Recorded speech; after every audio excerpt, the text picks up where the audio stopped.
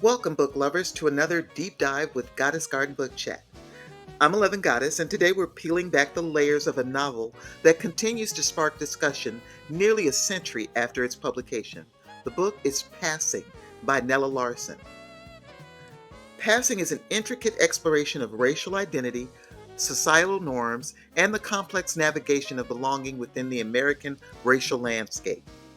Tessa Thompson's narration adds a poignant layer to this classic, breathing life into its central characters, Irene Redfield and Clare Kendry. I believe that's how you say it, Clare Kendry, while amplifying the themes of duality during this amazing performance.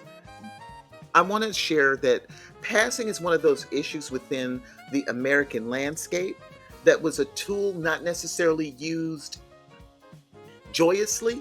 It was a necessity. When you hear these tales, and you can even think back to, remember the movie that Denzel Washington did called Devil in the Blue Dress, which is basically about this very issue and how deeply entrenched your life can get when you assume the persona of an identity that you believe is acceptable because you can't outright let people know who you really are.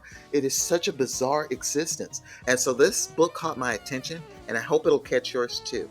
Let's get into it. That's right, 11 Goddess. Our selection, Passing, is an intricate exploration of racial identity, societal norms, and the complex navigation of belonging within the American racial landscape. Tessa Thompson's narration adds a poignant layer to this classic, breathing life into its central characters Irene Redfield and Clare Kendry, while amplifying the themes of duality and performance. Let's start with the basics. Set in the Harlem Renaissance era, Passing tells the story of two childhood friends who reconnect in adulthood. Irene Redfield, who lives as a middle-class black woman, and Clare Kendry, who has chosen to pass as white, represent opposing approaches to racial identity. The novel's title encapsulates Clare's life choice, but extends its significance to the broader questions of identity, acceptance, and the social constructs that dictate racial and cultural boundaries. And let's not forget the emotional weight of this story. Claire is playing a dangerous game, and while she may have gained access to a privileged world, she's lost a piece of herself in the process.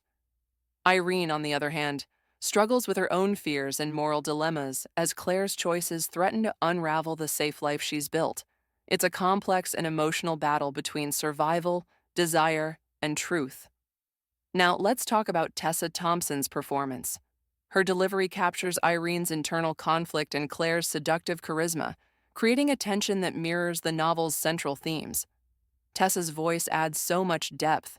You can hear the struggle in Irene's thoughts, the allure in Claire's voice. It all feels so real. The audiobook format enhances Larsen's prose, and Tessa's narration makes the listener feel every bit of the psychological depth and tension between these two women. This book also shares the cultural context and commonality in Black culture. The act of passing, as depicted in the novel, reflects a historical reality for many African Americans. During segregation and racial violence, some chose to pass as white to access opportunities and safety denied to them because of their race. And this isn't just history, it's a discussion we're still having today. Passing has long been both a survival tactic and a controversial subject in Black culture. Some see it as betrayal, while others understand the necessity. Larsen's portrayal of Claire and Irene forces us to confront these hard truths and ask, what is the cost of belonging? The broader implications, across cultures. This isn't just a Black experience. The concept of passing extends beyond race. Immigrants changing their names, individuals hiding their sexual orientation, people modifying accents to survive and to exist safely. It's about navigating power structures. Who gets to belong? Who sets the rules? And what happens when you challenge those expectations? Larsen's story invites all of us, regardless of background, to think about the ways we conform and the price of that conformity. Stay tuned for more from 11 Goddess. Okay, readers, that wraps up our deep dive into Passing by Nella Larsen. I want to thank you for joining me in this thought provoking discussion. This novel reminds us all of the power of identity and the struggles many face when navigating the spaces that demand assimilation at the cost of yourself. In the community of Americans, The cost sometimes to be a part of the conversation is so great and so detrimental to our journey, our history, our ancestors, and our truth that it can be so devastating. And that was one of the reasons why I selected this. Even though it's a older book, it's been out for years. It was one of those that resurfaced and narrated. I thought it was worth sharing, especially today. At Goddess Garden Book Chat, we honor stories that challenge us, uplift us, and invite deep reflection.